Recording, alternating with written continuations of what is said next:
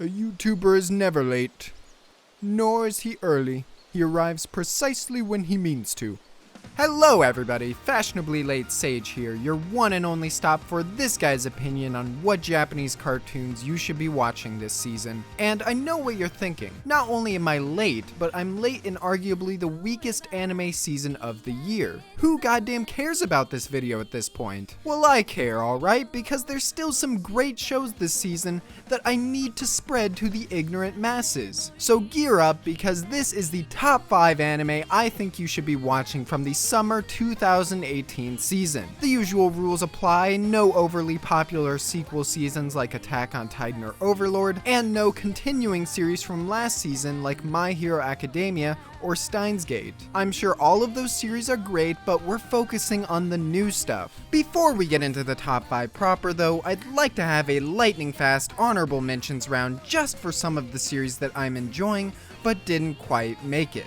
Cells at Work happens to be the best anime adaptation of Osmosis Jones that we'll never get. Focusing around characterized red blood cells, white blood cells, you name it, as we are graced with an abstract and imaginative conveyance of otherwise ordinary and mundane happenings inside the body. Entertaining bits, quirky characters, and a pleasant sense of ingenuity has made this one of the most prominent shows this season. Grand Blue is another comedy, but not even remotely in the same vein as Cells at Work, instead going for much raunchier characters and gags. With main character Iori joining his university and the diving club, this is a series that is purely enjoyable due to its characters and how they play off of each other. But it's also just refreshing to have a comedy such as this revolve around adults and adult-oriented humor. Alcoholism is a heavy motif throughout the episodes I've watched, and it's so obscene that the anime actually has to give a warning at the beginning and throughout the episode that these are all adults and you should not try mixing the concoctions they make regardless. Planet With is arguably the weirdest and most interesting show this season due purely to its premise. Main character Soya has lost his memories and fights to regain them by attacking seemingly good superheroes. Written by acclaimed mangaka Satoshi Mizukami, Planet With has delivered a story that's constantly kept me guessing and wondering where they'll take these characters, while in awe of the pure imagination and eccentric nature of the show. If you can look past the jarring CGI animation, this series and its story are well worth your time. Now that the lightning round has ended, let's get into my top 5 series you should be watching from this season.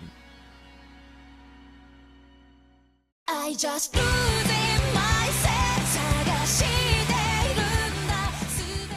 It's seasonal tradition at this point for Netflix to get their grubby hands on a series I'm really looking forward to. In winter, it was Violet Evergarden. In spring, it was Hisone and Masotan. And this summer, it's a series called Sirius the Jaeger. Helmed by the legendary director Masahiro Ando, known for his incredible work on Sword of the Stranger, Sirius the Jaeger has all the hallmarks to become one of the best action series this year. The story follows the escapades of our main character Yuli and the rest of his team known as Jaegers, as they solve mysteries within the imperial capital of Japan searching for vampires. It's in these escapades that we are introduced to a number of different factions and characters whose destinies are intertwined in ways that only an ensemble cast story could do. As mentioned before, the show's strongest suit lies in its presentation, its direction, and its action. This is a blisteringly fun series to watch because of the amount of energy found in every car chase, one-on-one brawl, or mass execution of vampires, and that shouldn't be any surprise due to Ando's previous works. This aspect of the series also adds to the film-like quality Jaeger exudes pretty much consistently every single episode. It's not even just that the show is simply polished or well animated, there's filmic level of detail in the way that episodes are structured, paced, and set over a variety of locations, which is appropriate considering the show's large cast of characters who are all trying to get in each other's way. The ensemble cast also keeps things fresh even during the slower moments of an episode. Bouncing around a bunch of personalities can be disorienting, but Jaeger for the most part keeps every character orbited around a singular plot thread so that it always feels like every group is progressing towards the same point. Jaeger is a series that I saw promise in before it aired and continue to see promise in as I watch through it. If you're willing to sail the high seas, I would highly recommend giving it a chance. Otherwise, you'll have to wait until December for Netflix to release it from their cold, dark dungeon.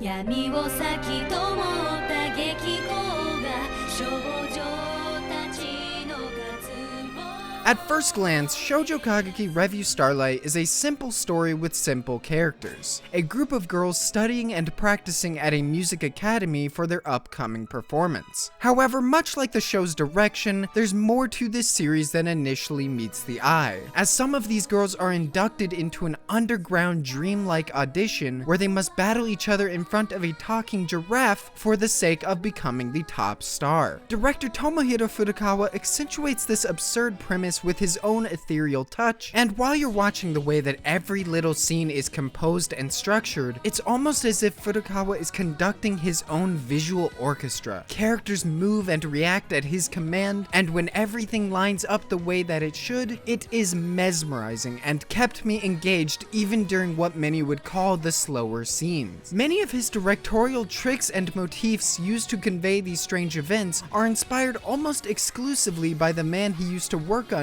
Kunihiko Ikuhara, known for his cult classics such as Mawaru Penguin Drum and Revolutionary Girl Utena. Their influence is undeniable, but I believe it shaped Furukawa as a more distinct director, and someone who employs a very show-don't-tell approach to his storytelling. Just within the first episode, there are many subtle details and visual cues that clue you in on a character's personality or why events are flowing the way they are, without ever needing to hear dialogue to explain it. The visual aspect of this series being the focal point, or position 0 if you will, is also lended by the tremendous animation work the staff has provided, most notably within these underground auditions, which feature gorgeous and well choreographed theatrics that exemplify the stage girl theme of the show. Revue Starlight won't be for everyone, but you would be doing yourself a disservice by not at least giving it a chance.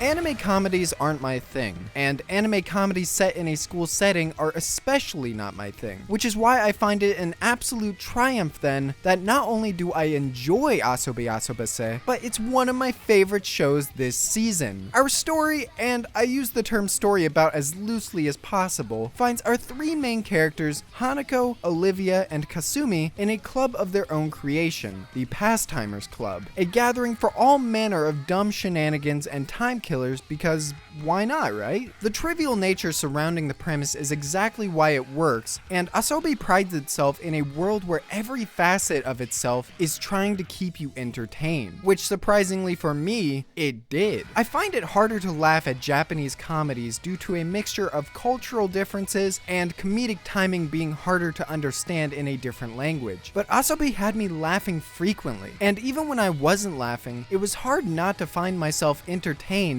due to the absurdity of these characters and their synergy. Synergy is actually a great word to describe why this show works as a whole. Our three main characters are all mildly amusing by themselves, but it's only when they come together, talking and teasing each other, that the show reaches its true heights. As mentioned, there really isn't much of a story going on here, and it's more so tied around act-based skits that bleed into one another. But the strength of the characters, their dialogue, and the entertainment found in these sketches more than make up for it for myself. Much like Revue Starlight, this might not be a show for everybody, but as someone who isn't huge into anime comedies, if it can get me on board, I'm sure it can for you too.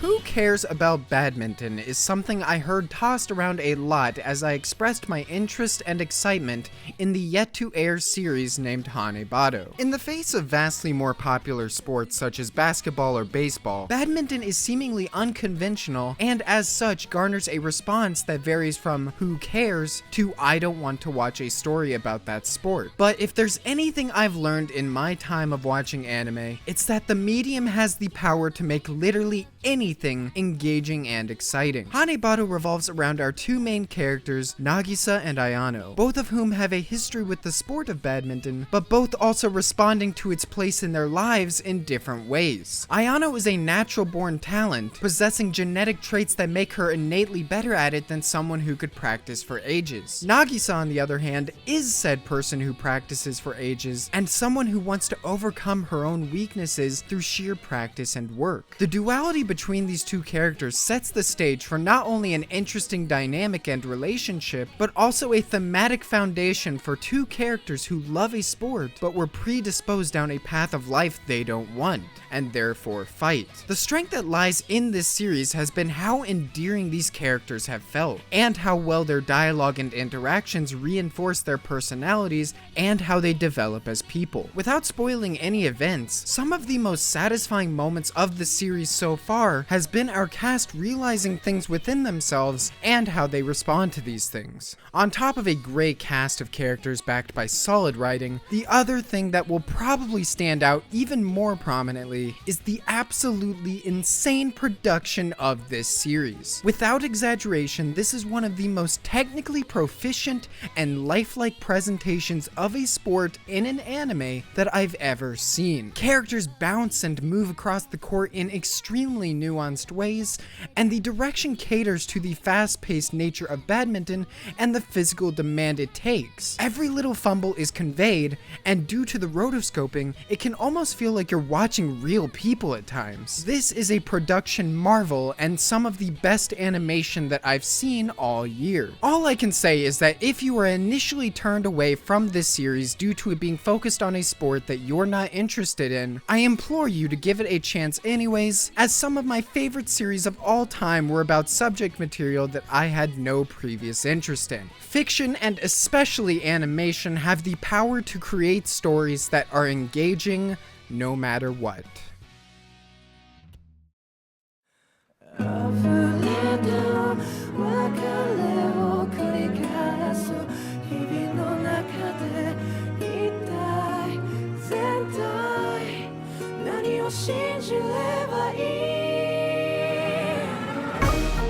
Among everything I've watched this season, none have quite left an impression on me the way that Banana Fish has. Set in the surprisingly fresh urban environments of New York City, Banana Fish revolves around the passings and inflictions of a drug by the same name, as our main character Ash Lynx works to solve the mysteries and conspiracies surrounding this drug, after it has taken its toll on his brother. All of this leads Ash on a journey to overcome the head of the mafia and his adopted father Dino, as well as form a relationship and alliance with a Japanese photographer named Eiji. What I love most about this series is how pragmatic it is. Both the characters and the setting have a level of realism and nuance to them that it feels like what you're watching could be a telling of real-life events. This comes down to many facets of the show, down to its dialogue, its involved presentation, or even something less tangible like the themes and character motivations it explores. As a result, I found that investing myself in something so practical became more engaging. Characters felt like actual people rather than archetypes, and it was always fun seeing how different personalities interacted with one another. Watching the relationship between Ash and Eiji flourish and develop into something meaningful and rich, as well as seeing individual characters like Max struggling to move past his own inner turmoil, seeking redemption for his past mistakes. The way these characters progress is ridiculously endearing and creates people that I can not only root for, but understand their histories and context to get a grasp for why they are the way that they are. Another thing that stood out to me as I watched through the series is the pace. Every single episode feels like double its actual length, and that's because of the sheer number of things that they managed to stuff into a measly 20 minutes of runtime. You'd think that this would leave the episodes feeling rushed, but for all the episodes that have been released so far, far, it only lends to the theatrical quality the series has, both in the grand scope of the narrative and how much detail is being put into the production of every single event. Cap the aforementioned production off with stellar direction and one of the best soundtracks I've heard all year, and you pretty much have the complete package here. Banana Fish has already been slated for 24 episodes, so there is plenty of time to jump on board and stick to this wild ride until the end,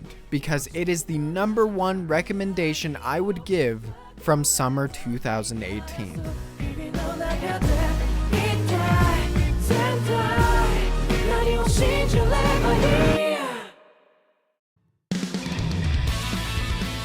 Thank you guys for watching. As always, I know it's been kind of a meme to hate on this season, but hopefully this video showed there's still some great stuff coming out and convinces some of you to check them out. Feel free to comment down below and let me know how garbage my taste in anime is, as well as let me know what anime you're enjoying the most from this season. And if you enjoyed anything I had to say in this video, or even better, if you take one of my recommendations and enjoy that, I would really appreciate it if you liked the video. Make sure to subscribe to my channel to keep up with my anime content in the future, and if you want another place to talk to me and tell me about how cool anime is, you can check me out on Twitter or join my Discord server, as I'm always hanging out on both. Links will be in the description, and of course, as usual, have a great day.